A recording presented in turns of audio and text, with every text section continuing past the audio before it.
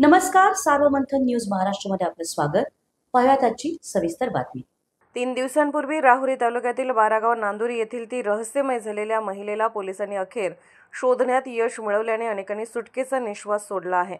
3 दिवसांपासून बारागाव नांदुरी येथील 35 वर्षीय स्वाती दशरथ पवार ही महिला गवत आणण्यासाठी जाते असे सांगून गेली होती. मात्र उशीर झाल्याने तिच्या कुटुंबियांसह या परिसरात शोध घेतला असता या ठिकाणी तिचे गळ्यातील मंगळसूत्र शेतात आढळले. तसेच एक कपडा आढळल्याने नागरिकांचा संशय बळावला होता की सदर महिलेला बिबट्याने उचलून नेले. यामुळे वन विभागाने या भागातील सर्वच क्षेत्रावर जाऊन शोध घेतला असता सदर महिला मिळून आली नाही.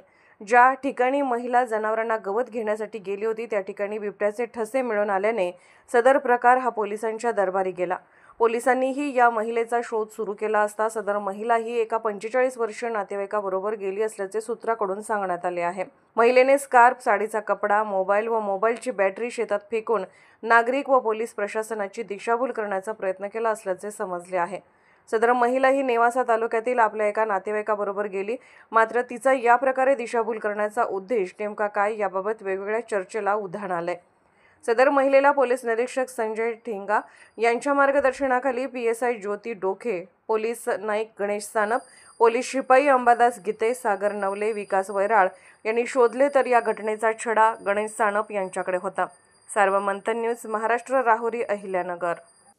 सार्वमंथन न्यूज महाराष्ट्राला लाईक करा, शेअर करा, सबस्क्राईब करा.